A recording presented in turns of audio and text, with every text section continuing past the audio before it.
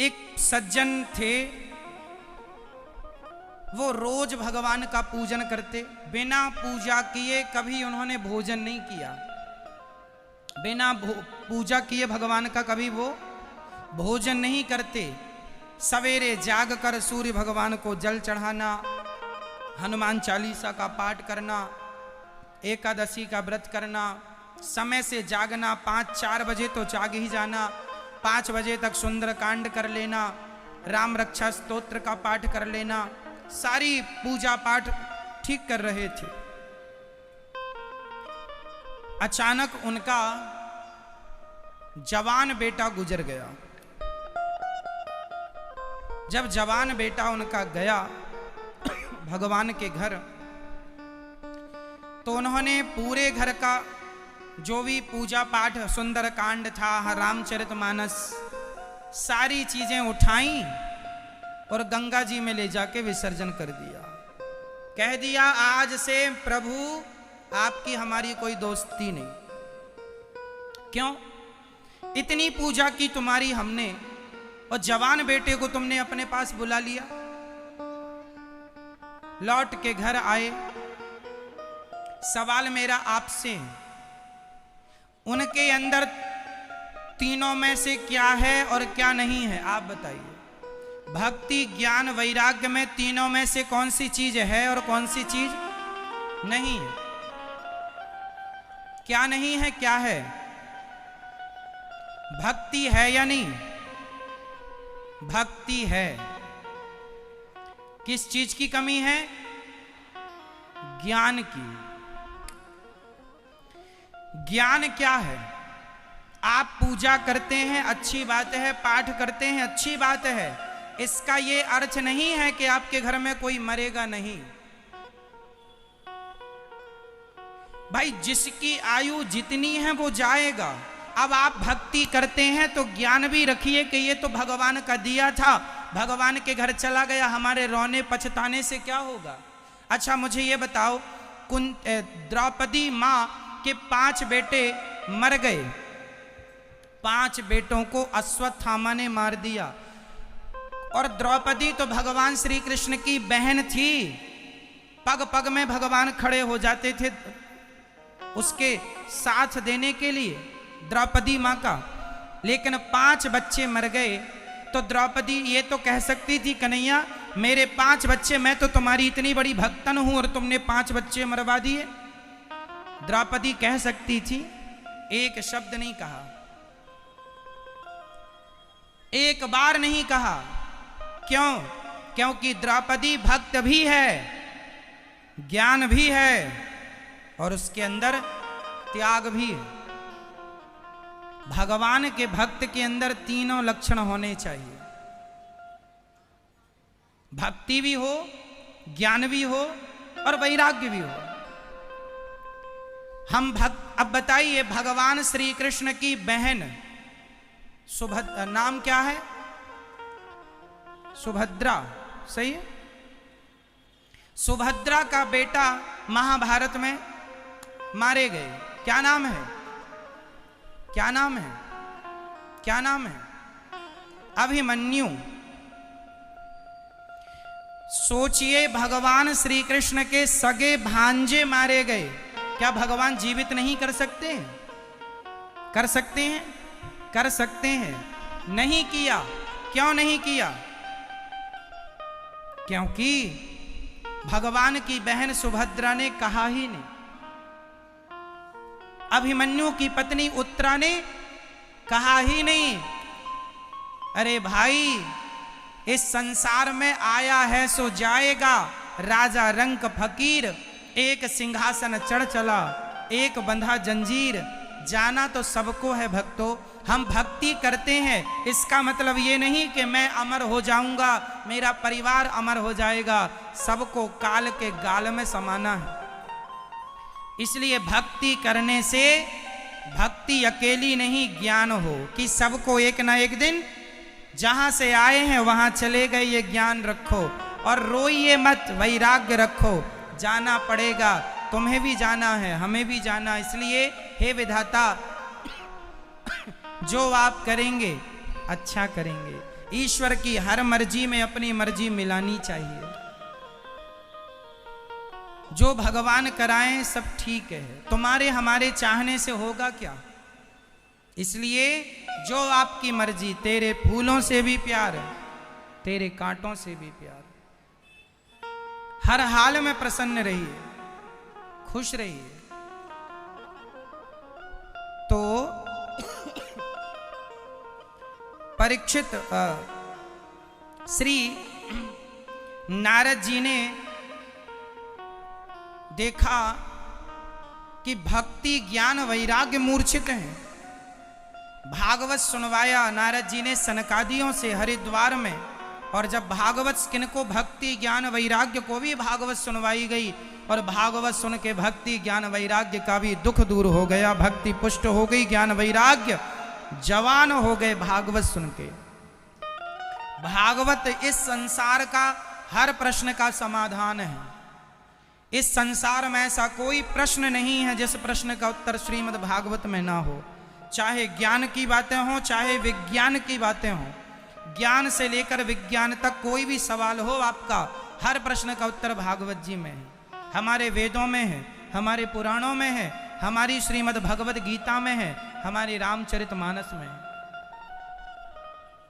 हर प्रश्न का उत्तर। कोई इस सृष्टि में, भारत में 140 करोड़ लोग रहते हैं, पूरी दुनिया की आप आबादी को मिला लो, प्रत्येक आदमी का सवाल लीजिए, चाहे अमेरिका का आदमी हो, चाइना का हो, जापान का हो, भूटान का हो, कहीं का आदमी हो, सवाल लेके आइए, उस सवाल का उत्तर भागवत जी से हम आपको दे देंगे। जो सवाल आपके दिमाग में आज उठ रहा है, ये आज के 100 साल बाद उठेगा। उन सारे प्रश्नों का उत्तर हमारे ग्रंथों में पहले हमारे ऋषि मुनियों ने उत्तर भर दिया।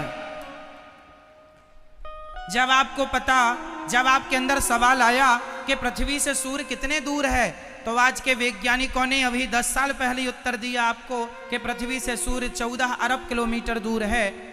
आज ही उत्तर मिला आपको 14 साल पहले, 15 साल पहले हमारे ऋषि मुनियों ने हजारों साल पहले उत्तर दे दिया था। और तुलसीदास जी ने तो लिख दिया था, युग सहस्त्र योजन पर भानु लील्योताहि मधुर फल जानू।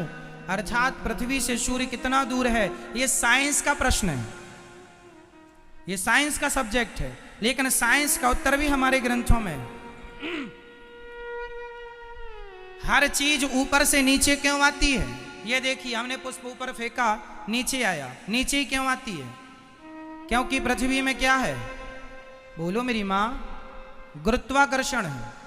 पृथ्वी में एक चुंबकत्व है जो कि हर चीज को अपनी ओर पृथ्वी खींचती है। ये सिद्धांत न्यूटन ने दिया, ऐसा आपको पढ़ाया जाता है। ये सिद्धांत गुरुत्वाकर्षण का किसने दिया? न्यूटन ने दिया। न्यूटन ने कब दिया? कुछ 100 साल पहले दिया। हमारे ऋषि मुनियों में एक ऋषि हुए हैं कणाद, एक ऋषि हुए हैं महर्षि कणाद। महर्षि कणाद ने हजारों साल पहले गुरुत्वाकर्षण का सिद्धांत दे दिया था। प्रश्न खड़ा था आपके अंदर कि ऊपर से फेंकी चीज नीचे क्यों आती है? न्यूटन ने तो कणाद के सिद्धांत को पढ़ के बता दिया। हमारे महर्षि कणाद की अपनी संहिता में ये बातें पूरी श्लोकबद्ध लिखी, हजारों साल पहले पूरा सिद्धांत लिखा। अब चूंकि आप न्यूटन को तो सर्च करते हैं पर कणाद जी को सर्च नहीं करते, न्यूटन को पढ़ते हैं, कणाद को नहीं पढ़ते, इसलिए आपको लगता है न्यूटन ने ही दिया है सिद्धांत। ना जी, कणाद जी ने दिया है। हमारे, मैं कह तो रहा हूं, चाहे ज्ञान की बातें हो, विज्ञान की बातें हो, कोई भी सब्जेक्ट हो, उसका उत्तर हमारे ग्रंथों में भरा पड़ा है। आप प्रश्न कीजिए, मैं उत्तर दूंगा। साइंस का सवाल कर लीजिए, उत्तर मिलेगा।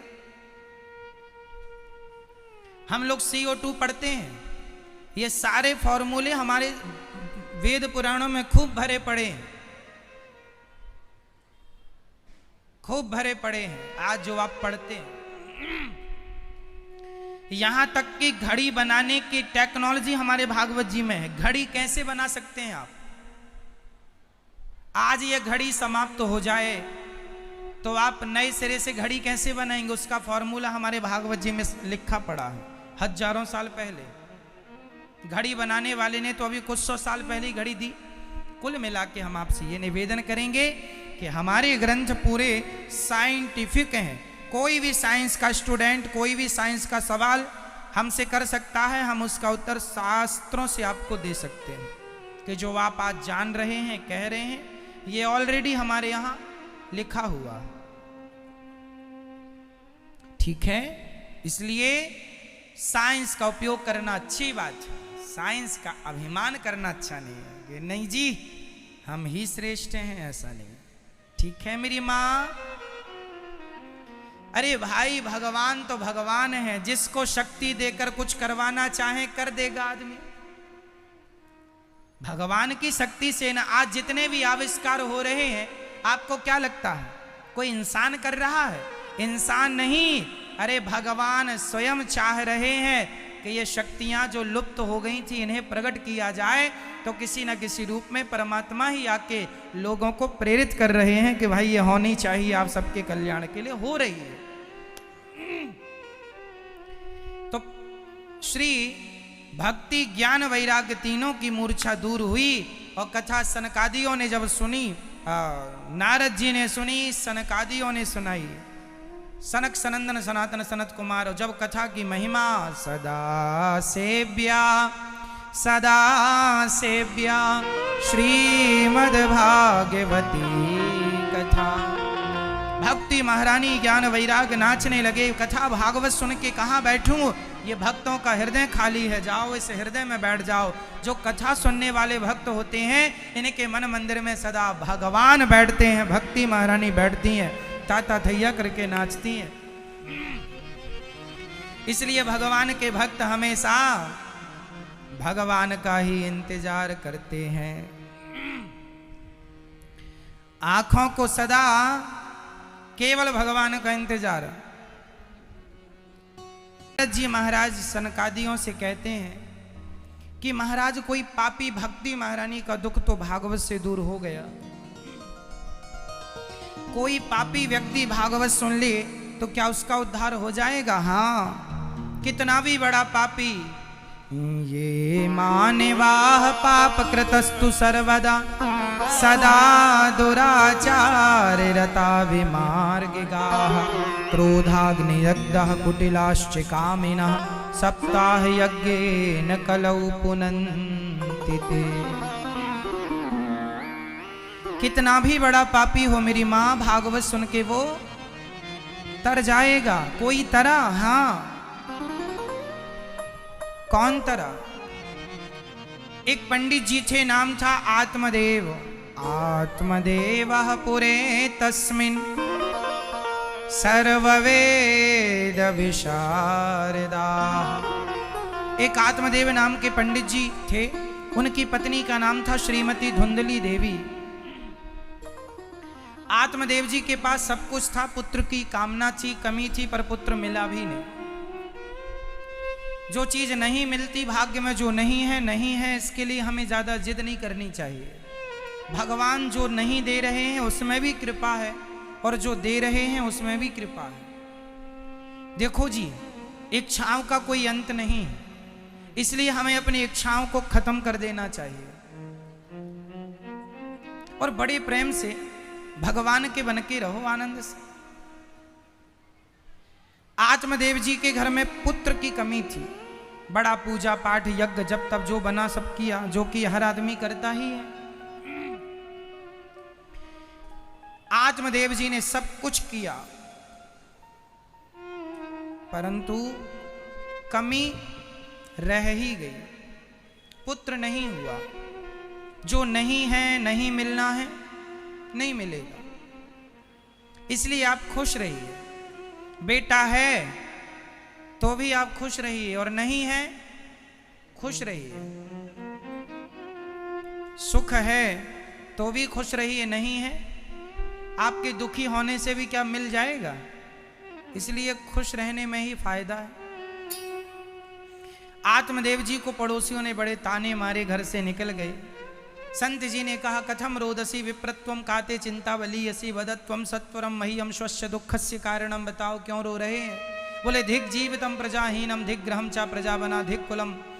धिक्कार है मेरे जीवन को, मेरे घर में पुत्र पौत्र आदि कोई नहीं है, संत जी ने कहा पुत्र के लिए रोना अच्छा नहीं है, भगवान के लिए रोइए। पुत्र के लिए रोने की जरूरत, जिसके लिए रोना चाहिए उसके लिए कोई रोता नहीं है, भगवान के लिए कोई रोता नहीं है। और जिनके लिए नहीं रोना है उनके लिए सारी दुनिया रो रही है। आजकल तो बूढ़ी से बूढ़ी माताओं को भी बस महाराज बेटा को आशीर्वाद दो, पोता को आशीर्वाद दो, उनका काम धाम लग जाए महाराज। मैया कुछ अपने लिए भी आशीर्वाद ले लो कि वहां थोड़ी जगह मिले भगवान के चरणों में।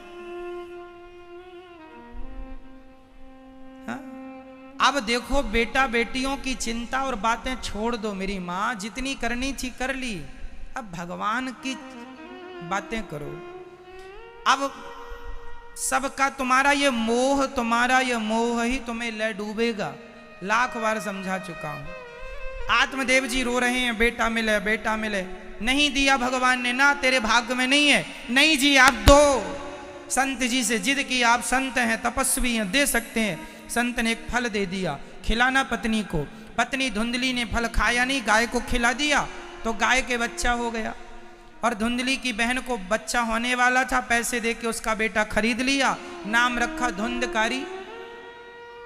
अब धुंधकारी बड़ा होके आत्मदेव जी को जो लाठियां बरसाई पीठ पर, जो मारा, नानी याद आ गई।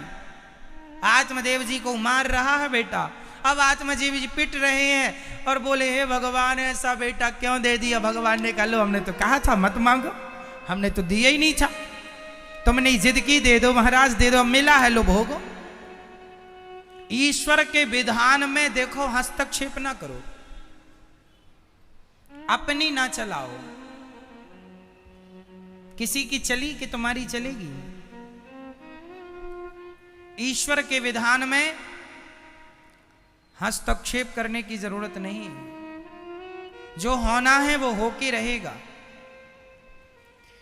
आत्मदेव जी के बेटे ने, धुंधकारी ने इतना मारा आत्मदेव जी को कि अब ये रो रहे हैं कि मैंने क्यों बेटा मांग लिया, भगवान ने नहीं दिया था, वो ही अच्छा था। आपको जब कोई सुख ना मिले, जब कुछ आपकी इच्छाएं पूरी ना हो, समझ लेना कि इसमें ईश्वर की मर्जी है, खुश रहो। जो नहीं हो रहा है, हो सकता है ना होने से आपके लिए बहुत अच्छा हो सकता होने से बड़ा नुकसान हो जाए। इसलिए नहीं जो हो रहा उसके पीछे मत भागो, जो भगवान करेंगे भगवान के भरोसे रहो। जो विधाता करेंगे बहुत अच्छा करेंगे मेरी माँ। भरोसे भगवान के रहना सीखो। श्री आत्मदेव जी महाराज के बेटे ने जब मार लगाई तब गौकर्ण जी आ गए। गौकर्ण जी वो गाय के बेटा, दानव बड़े ही थे। गौकर्ण जी पिता से कह रहे हैं पिताजी कथम रोदसी, क्यों रो रहे हैं। तो कहा कि बेटे ने मारा है। किस बेटे ने? धुंधकारी ने मारा। क्यों मारा? बोले जिद कर रहा था धन दो, सारा धन तो दे दिया, बचा ही क्या, नहीं दिया तो मारा। तब यहां गौकर्ण जी अपने पिता को कह रहे हैं पिताजी अब ये बताओ अपने बेटे से पिट चुके हो और कितनी बार पिटना है। तो गौकर्ण जी से आत्मदेव जी बोले बेटा ऐसा क्यों पूछ रहा है, कितनी बार पिटना है। अरे कोई बात थोड़ी चाहेगा कि बेटा मारे। पिताजी आपका मोह ही आपको दुखी करेगा, आपका मोह ही आपको परेशान कर रहा है। सुनो, कोई किसी की पत्नी नहीं, कोई किसी का पुत्र नहीं। देहेस्थि मांस रुधिरे भिमतिम त्यजत्वम जाया सुतादिषु सदा ममताम विमुंच पश्यानिशम जगदिदम क्षण भंग निष्ठम वैराग्य राग रसिको भव भक्ति निष्ठा धर्मम भजस्व सततम त्यज लोक धर्मान सेवस्व साधु पुरुषान जहि काम तृष्णाम। हे पिताजी, छोड़ दो अपने पुत्र की मोह, ममता, आसक्ति और सेवा करो, है ना। धर्मम भजस्व, धर्म का पालन करो। त्यज लोक धर्मान, सारे लोगों का धर्म छोड़ो अब पिता पुत्र का, और भगवान सेवा कथा रसमहो नितराम पिबत्वम। सेवा करो, कथा सुनो और कथा का रस नित्य पियो। सेवा और कथा, सेवा बस बुढ़ापे में। अब तो देखो बुढ़ापा सबसे उत्तम, यदि आप अपना बुढ़ापा बनाना चाहें तो आप अपने बच्चों से जितना लगाव रखेंगे उतना ही दर्दनाक आपका बुढ़ापा गुजरेगा, और बेटा बेटियों से जितना मोह कम कर देंगे उतना आप सुखी रहेंगे। लेकिन आज के ज़माने में बूढ़े लोग और ज़्यादा बेटा बेटियों से अटैच होते चले जाते हैं। मेरा बेटा, मेरा पोता, मेरी बहू। जब तक लात ना पड़े तब तक कुछ लोगों को समझ में आती नहीं है। विभीषण को जब तक रावण ने लात नहीं मारा ना तब तक राम का रास्ता नहीं देखा उसने, और रावण ने मारा तो रातों रात भाग गया। कुछ लोग मानते नहीं है बिना लातों के। तो आपको क्या चाहिए? नहीं तो अभी से लग जाओ भगवान में। लातें खा के लगोगे क्या? पहले ही लग जाओ। बेटा बहू नाती पोता से मन हट। हम ये नहीं कहते घर छोड़ दो, घर में रहो, भगवान के बन के रहो। नाता एक राम जी से दूजा नाता तोड़ दे। आत्मदेव जी अब क्या कर रहे हैं? पुत्र ने ज्ञान दे दिया, अब सबसे मोह हट गया। कोई पत्नी नहीं, कोई पुत्र नहीं, अब तो केवल एक भगवान, एक श्री कृष्ण के सिवा अब कोई संगी नहीं, कोई साथी नहीं। भगवान के सिवा कोई नहीं है। अच्छा ये बताओ आपका भगवान के सिवा और कौन कौन है? मैया, ओ मेरी माँ, बताओ आपका भगवान के सिवा कौन है? कोई नहीं है। तो आपका मन तो नहीं लगा सब परिवार में? जो जिम्मेदारियां हैं वो तो निभाना। हम ये नहीं कहते कि जिम्मेदारी मत निभाना, पूरी करो अपनी जिम्मेदारियां। पूरी करते हुए मन ना वहां रहे, मन सदा बिहारी जी के चरणों में रहे। अच्छा सुनो, बहुत काम की बात है आपके लिए। ये शरीर जो है हमारा, हमें किराए से मिला है कुछ दिनों के लिए। ये शरीर हमें कैसे मिला है मेरी माँ? किराए से। और किराए के शरीर को हमें एक दिन क्या करना पड़ेगा? किराए के घर को तो आपका शरीर किराए का है कि आपका खुद का है? हाँ सही, अंदर से कह रहे हो कि बाहरी से? मैया, ओ मेरी माँ, अंदर से समझ आ रही है ना बात? ये शरीर किसका है? किराए का। ये अपना है ना मेरी माँ, इसलिए समझो। हाँ ऐ मन मुसाफिर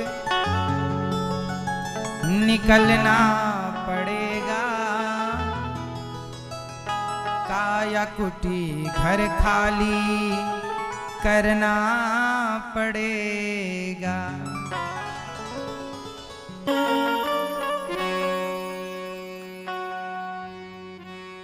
इसलिए कहता हूं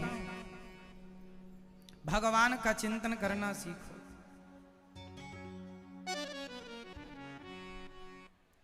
जो भगवान के हैं, भगवान का चिंतन करते हैं, सदा सुखी हैं।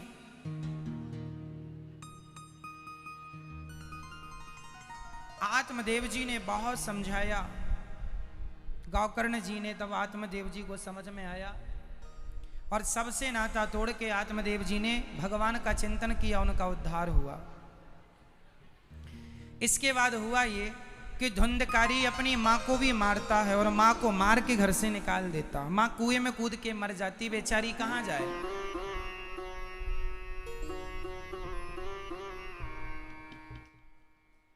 उस समय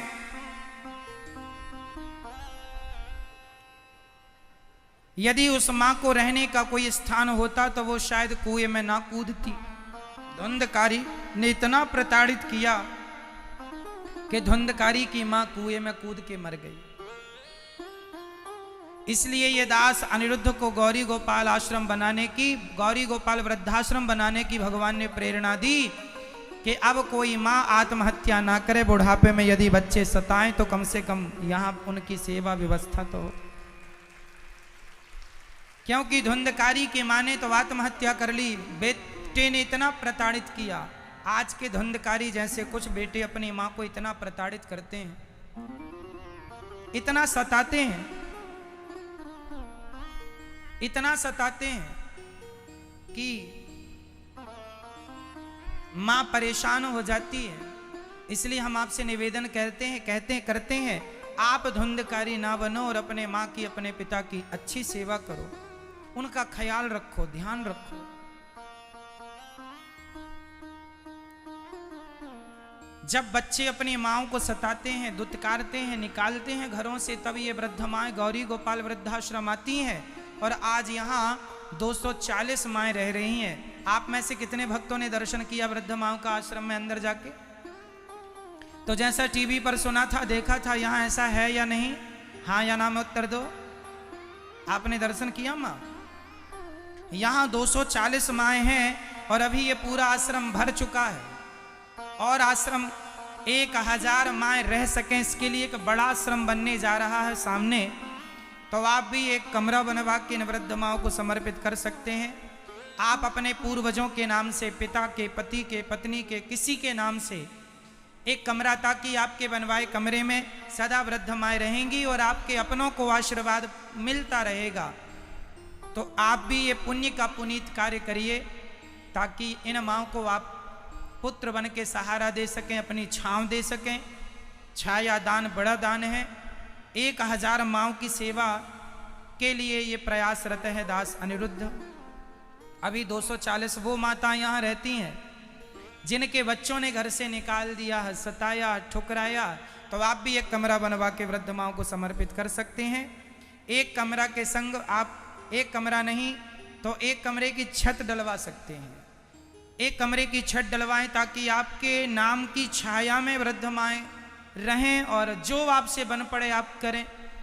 और छत भी नहीं तो आप एक वृद्ध माँ को गोद लीजिए, एक वृद्ध माँ का सहारा जरूर बनिए। एक माँ को गोद लेकर जीवन भर माँ को आप सहारा दें, माँ का सहारा बने। एक माँ को जीवन भर रोटी दें। आपसे इसलिए कहा जाता है कि ईश्वर ने आपको देने के लायक बनाया है। यहाँ माँओं की सेवा के अतिरिक्त यहाँ पर अन्य क्षेत्र चलता है। हजारों साधु संत रोज पेट भर के भोजन यहाँ से लेते हैं। वो संत जो भजन करने वाले हैं, बताइए, हम लोग भगवान की भक्ति नहीं कर सकते तो कोई बात नहीं, जो साधु संत भक्ति कर रहे हैं उनको रोटी दे के उनका सहयोग कर सकते हैं। और हमारी सनातन संस्कृति यही कहती है, अतिथि देवो भव। इसलिए द्वार पे आए साधु संतों को ये कोई सामान्य साधु संत नहीं है, ये रोज वृंदावन की परिक्रमा लगाने वाले इनमें से कुछ संत रोज बिहारी जी का दर्शन, मतलब केवल भगवान की भक्ति करने वाले संतों को आपकी रोटी जब वो खाते हैं तो आपका सारा पाप नष्ट हो जाता है। दानम दुर्गति नाशनम, दान करने से व्यक्ति की दुर्गति मिट जाती है, व्यक्ति का कष्ट दूर हो जाता है। तो आप भी एक दिन का अन्य क्षेत्र अपनी ओर से अपने बच्चों के नाम का, शादी की सालगिरह आए, कोई उत्सव आए, पूर्वजों की कोई तिथि आए, तो आप कभी भी आप अपने पिता की, माता जी की तिथि पर आप ये सुंदर सा अन्न क्षेत्र बंटवा सकते हैं एक दिन का, ताकि आपकी भी रोटी, आपके माँ बाप की भी रोटी इन संतों तक पहुँचे और आपको दुआएं मिलें, आशीर्वाद मिले। यहाँ पर गौरी गोपाल जी की रसोई भी चलती है। सुबह से शाम तक लगभग 20,000 लोग रोज भोजन करते हैं यहाँ गौरी गोपाल जी की रसोई में, सुबह से शाम तक। आप भी ये रसोई अपनी ओर से बंटवा सकते हैं ताकि आपका भी एक दिन की रसोई बटे और यहाँ हजारों लोगों को खिलाने का पुण्य मिले। ईश्वर ने आपको इस लायक बनाया है तो एक दिन की रसोई आप जरूर बंटवाइएगा ताकि आपको भी इन सेवाओं का पुण्य जरूर प्राप्त हो। हजारों लोग यहाँ भोजन करते हैं। जो भी वृंदावन आता है, मैं आपसे विनती करूँगा, कभी भी वृंदावन आइए, प्रसाद पाने के लिए गौरी गोपाल जी की रसोई में ही आइए, सबके लिए खुली है। आप में से कितने लोगों ने प्रसाद पाया गौरी गोपाल जी की रसोई का? तो प्रसाद अच्छा था या नहीं? सबके लिए यही प्रसाद है। जो ये दास अनिरुद्ध खाता है वही आपके लिए है। तो आप भी एक दिन की रसोई गौरी गोपाल जी की पूरे भारत में 5वें नंबर की सबसे बड़ी रसोई है ये पूरे भारत में। सबसे बड़ी रसोई है जगन्नाथ जी की, उसके बाद दूसरा तिरुपति बालाजी की, तीसरी गोल्डन टेम्पल पंजाब अमृतसर में गोल्डन टेम्पल वहाँ का लंगर, और चौथी एक जगह की और है, पांचवी फिर ये गौरी गोपाल जी की रसोई है जो सबसे बड़ी रसोई निःशुल्क। अन्य रसोइयों में तो शायद कोई 2-5 रुपए का शुल्क भी हो, पर गौरी गोपाल जी की रसोई में 1 रुपए का भी किसी के लिए शुल्क नहीं है। अच्छे से अच्छा भोजन देने का प्रयास है। क्यों? क्योंकि हमें लगता है कि आपकी सेवा ही भगवान की सेवा है, नर सेवा ही नारायण सेवा है। ये माँ नहीं, माँ के रूप में ये भगवान है। मैया कहाँ से आई हैं आप? बल्लभगढ़ से। बल्लभगढ़। हाँ जी। कितने बच्चे हैं मैया जी आपके? 2 बेटे 2 बेटियाँ। तो आपके बेटे हैं फिर भी आपको यहाँ क्यों आना पड़ा मैया? बेटे क्या नाम है पूछते हैं नहीं, तो जुआ शुआ खेलते, मैं रोकती हूँ तो वो डांटते। पोते ने मेरे को मारा है। पोते ने मारा आपको? पोते ने कटोरा मारा है, कटोर दान। तो पोते ने मारा तो बेटे ने रोका नहीं कि माँ को क्यों मार रहे हो? नहीं, कोई नहीं, किसी ने रोका। देखिए आज के पोते अपनी दादी को मारते हैं, 2 बेटे हैं फिर भी माँ को, तो 2 बेटों में किसी बेटे ने ये नहीं कहा माँ हम सेवा करेंगे आपकी? एक तो यहाँ रहता नहीं, बाहर रहता किराए पे, उसकी घरवाली मर गई है। और तो दूसरा बल्लभगढ़ में रहता है। तो वो सेवा करने को तैयार नहीं है? नहीं है। देखिए जब खुद की औलाद खुद के बच्चे सेवा करने को तैयार नहीं है, तब हम आपसे कहते हैं कि जब इनके बच्चों का ईमान नष्ट हो चुका है, इनकी इंसानियत मर चुकी है, तो हम अपनी और आपकी इंसानियत, अपनी इंसानियत हम तो ना मरने दें। अपनी इंसानियत के नाते इन माँओं का सहारा बने, इन माँओं की सेवा करें जिनका कोई नहीं है। उनकी सेवा करना हमारा परम धर्म है, इनकी सेवा ही हमारा धर्म है। तो हम तो केवल अपना वो धर्म निभाते हैं जो हर इंसान को निभाना चाहिए। मैया जी आप यहाँ कब से रह रही हैं? 8 महीने हो गए। तो इन 8 महीनों में बेटा बेटियों को कोई फोन आया? कोई नहीं आया। कोई फोन नहीं आया? नहीं, लेने नहीं आए? नहीं, बेटी है, वो अपना काम करती है, मेहनत करके वो अपना पेट पालती है, वो मेरे को क्या रखेंगी। अच्छा, आप यहाँ रह रही हैं मैया, आपको यहाँ रहने के हमने आपसे कोई पैसे तो नहीं लिए? बेटा आपसे हमारे से क्या लोगे, हमारे पास है क्या? हम तो किराया भी नहीं था जो हम कैसे बस में आए हैं। हाँ। इन माँओं से कोई किराए, इन माँओं से यहाँ रहने का कोई चार्ज नहीं लिया जाता, बस आप सभी भक्तों के सहयोग से यहाँ की समस्त सेवाएं चलती हैं। यदि आपको लगे कि आपको भी इन माँओं का बेटा बनना चाहिए, बेटी बनना चाहिए, तो आप और हम भी मिलकर इन माँओं की सेवा कर सकते हैं। सेवा करता है, इतनी सेवा, किसी चीज की कमी नहीं, न कपड़े की न खाने की। सबसे पहले हमें खिलाता, पीछे बेटा खाता। बोरा इन माँओं की सेवा जो बन पड़ती है, इंसानियत के नाते ये दास अनिरुद्ध कर रहा है। बस आपसे यही प्रार्थना है कि ईश्वर ने यदि आपको देने के लायक बनाया है तो जरूर इन माँओं के लिए अपने हाथ बढ़ाइएगा। आप एक कमरा बनवा के, एक कमरे की छत, एक माँ को गोद ले सकते हैं, तमाम सेवाओं में अपना सहयोग भेज सकते हैं। मैया अब आप यहीं रहिए, अब आपके 2 नहीं, आपके अब हजारों बेटे, हम सभी अब आपके बेटे हैं, पूरे भारत के लोग अब आपके हैं। हम सभी मिलकर आपकी सेवा करेंगे। कहो मेरे भाइयों, मेरी बहनों, करेंगे ना हम सब मिलकर माँओं की सेवा? तो आप पहले अपनी अपनी माँओं की सेवा करना, और फिर यदि आपके घर में 2 रोटी देने लायक बनाया है तो इन माँओं के लिए देना। आइए, कुछ भक्तों ने इन माँओं के लिए अपने हाथ बढ़ाए हैं इन माँओं की सेवा के लिए। आइए इन महान दानवीर महापुरुषों के नाम श्रवण करें और भगवान से प्रार्थना करें, विधाता जैसे इन्होंने इन माँओं के दुख को दूर करने के लिए हाथ बढ़ाए हैं, हे विधाता आप भी अपने हाथ बढ़ाइए उन भक्तों का दुख दूर करने के लिए। उनकी झोली में कभी दुख ही ना आए जो इन माँओं के दुख को दूर करने की कोशिश कर रहे हैं, जो इन माँओं का कष्ट दूर करेंगे, जो इन माँओं का दर्द सुनेंगे, समझेंगे, ईश्वर उनका दर्द जरूर सुनेंगे। भगवान आप सबको खूब धन धान्य देकर प्रसन्न रखें, आपके जीवन में कभी किसी चीज़ की कमी ना हो। जो माँओं की सेवा करता है, जो अन्नदान करता है, उसके जीवन में कभी किसी चीज़ की कमी नहीं होती। आइए अब ऐसे महान दान, प्रिय भक्तों, धुंधकारी अपनी माँ पर अत्याचार किया, 5 माँ कुएं में कूद के आत्महत्या करती हैं। 5 वैश्याओं को धुंधकारी ले आया, 5 वैश्याओं के संग रहता 5 ने गला दबाकर धुंधकारी को मार डाला। चूंकि माँ बाप को मारा सताया, इसलिए धुंधकारी मरा तो प्रेत योनि में चला गया, प्रेत बना। तब गौकर्ण जी ने धुंधकारी को श्रीमद् भागवत की कथा सुनाई। धुंधकारी ने कहा कि हमें भागवत सुनाइए, मेरा उद्धार नहीं हुआ है। गया श्राद्ध सतेनापि मुक्तिर्मेना भविष्यति, गया श्राद्ध करने से भी मेरा उद्धार नहीं हुआ। 7 दिन की भागवत जब धुंधकारी ने सुनी तो धुंधकारी दिव्य शरीर प्राप्त करता है और भगवान के सुंदर विमान पर चढ़ के भगवान के धाम को चला जाता है। यह भागवत जी के महिमा है।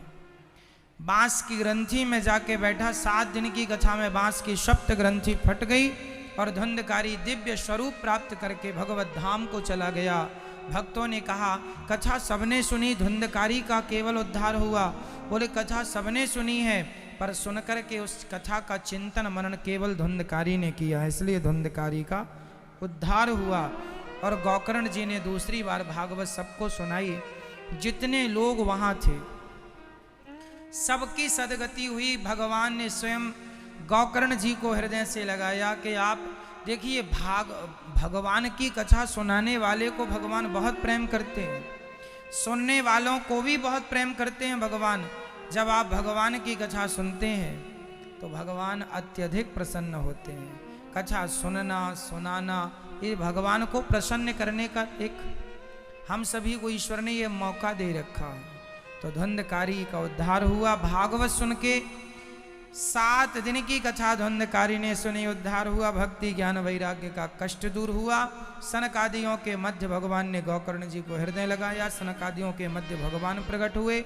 नारद जी ताता थैया करके नाचने लगे कि भागवत में इतनी शक्ति है कि कितना भी बड़ा पापी कोई क्यों ना हो, भागवत से उद्धार हो जाता है। इसलिए अब निश्चिंत हो जाओ और हम अपने जीवन में कोशिश करें कि पाप ना करें, पर हो गए हैं अनजाने में धोखे से तो भागवत श्रवण करें और अब पाप करने की कोशिश ना करें, अब पाप से बचें। प्रिय भक्तों, श्रोता वक्ता का निरूपण भी है। श्रोता कैसे हो? केवल कथा सुनने वाले। वक्ता केवल कथा सुनाए, दृष्टांत कुशलो धीरो, वक्ता कार्योति निष्प्रहा, विरक्तो वैष्णवो विप्रो। कथा सुनाने वाला कौन हो? विरक्त हो, वैष्णव हो, भगवान का भक्त हो और ब्राह्मण हो। विरक्तो वैष्णवो विप्रो, वेद शास्त्र विशुद्धिकृत, वेद शास्त्रों का ज्ञान भली भांति हो, विशुद्ध ज्ञान हो, दृष्टांत देकर अपनी बात समझाने में कुशल हो, ऐसा वक्ता हो। केवल कथा सुने और भगवान में मन लगाए ऐसे श्रोता हो। ऐसा श्रोता वक्ता का निरूपण करके महात्म की चर्चा को पूरी किया। नारद जी कीर्तन कर रहे हैं, भगवत धाम को गए सभी लोग। जन्माद्यस्य यतोऽन्वयादितरतस् चार्थे सुभिज्ञः स्वराट् तेने ब्रह्म हृदयादि कवये मुह्यन्ति यत्सूरयः तेजो वारिमृदां यथा विनिमयो यत्र त्रिसर्गो मृषा धाम्ना स्वेन सदा निरस्तकुहकं सत्यं परं धीमहि। सत्यम परम धीमहि, जिस परमात्मा ने सृष्टि को उत्पन्न किया, पालन किया, ऐसे परमपिता परमात्मा को हम सत्य स्वरूप जानकर उनके चरणों का ध्यान करते हैं, उनके चरणों की शरणागति ग्रहण करते हैं। भगवान, हे नाथ, मैं आपको कभी भूलूं नहीं। जो भगवान सर्वशक्तिमान है, सत्यम परम धीमहि है, ब्रह्मा जी को उत्पन्न करने की शक्ति रखते हैं, ऐसे भगवान की हम शरण ग्रहण करते हैं। कुंती बुआ ने भगवान से विपत्ति मांगी और जिसे 7 दिन में मरना हो। परीक्षित ने सुखदेव भगवान से कहा जिसे 7 दिन में मरना है, क्योंकि परीक्षित को 7 दिन में मरने का श्राप लगा है। अभी हमने सुना है फर्स्ट में कहा 7 दिन में मरने का श्राप किसने दिया? श्रृंगी जी ने। तो जिसे 7 दिन में मरना हो उसे क्या करना होगा? ये प्रश्न सुखदेव भगवान ने कहा। ये प्रश्न परीक्षित ने किया, सुखदेव भगवान ने उत्तर अब क्या देंगे वो कल की कथा में होगा। आप सभी अपना मोबाइल, पर्स, सोना चांदी संभाल के रखिएगा, है ना। बहुत सावधान रहने की जरूरत है।